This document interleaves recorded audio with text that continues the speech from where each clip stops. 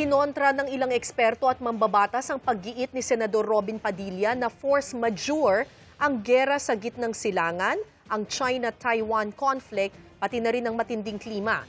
Pero ano nga ba ang force majeure na isa sa mga kondisyon para payagang lumahok sa Senate session ang isang senador via teleconferencing?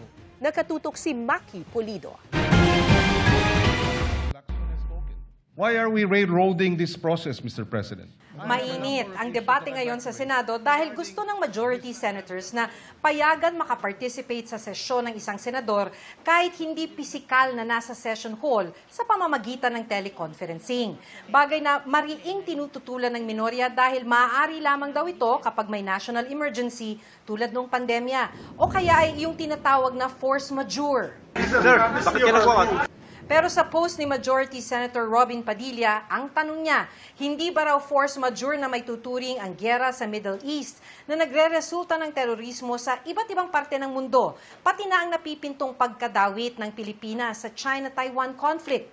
Ang force majeure ay salitang Pranses na ang literal na translation sa Ingles ay superior force o kaganapang hindi inaasahan o mapigilan. Pinaliwanag ni Atty. Paulo Tamase ang ibig sabihin nito sa legal na usapin. Sobrang laki, labas sila doon sa kino-contemplate or kino-consider ng mga party sa isang agreement at therefore normally ang effect niyan pagdating sa mga obligasyon ay nasususpend yung kanilang mga obligasyon.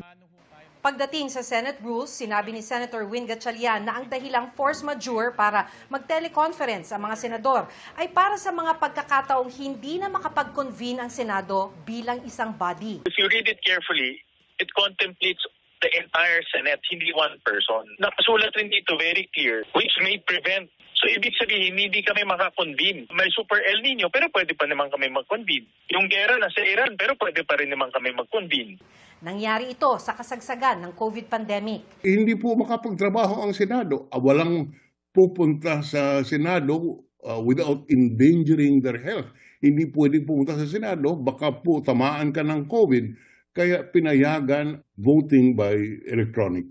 Sa kontekstong ito, dagdag ni Drilon, hindi dahilan ng giyera sa Middle East para hindi makadalo ng sesyon ang isang senador. Simpleng tanong, yun bang gera sa Middle East nakakapigil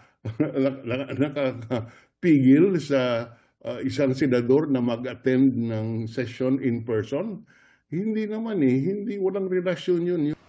Sabi ni Senator Risa Ontiveros, ang mga nabanggit na ehemplo ni Padilla ay mga dahilan pa nga kaya dapat pumasok sa trabaho ang mga senador. Yan na nga ang dahilan na dapat physically pumapasok kami at ginagawa ang aming trabaho. Ang daming nakabinbin na mga panukala para sa mga mamayang Pilipino na dapat ginagawa namin in person. Sa isang post, sinabi ni Senator Ping Lacson na hindi ito force majeure kundi isang unforced error. Hinihingan namin ng reaksyon si Senator Padilla at iba pang majority senators kaugnay ng issue. Para naman sa mga nakausap namin, kahit nagmahal ang petrolyo at bilihin dahil sa giyera sa Middle East, tuloy ang pagpasok nila sa trabaho. Pag sa area po namin, talagang pinupuntahan namin. Nagagampanan naman po.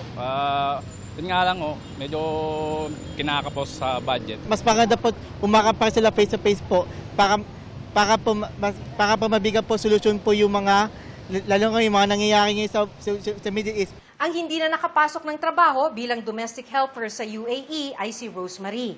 Nang pumutok ang giyera, umuwi na siya mula Abu Dhabi. Gawa po kasi ng giyera doon, ma'am, kaya ang kwan po ng pamilya ko, ma'am, mas gusto po nila na umuwi na lang po ako na safety. Maki Pulido, Nakatutok, 24 Oras.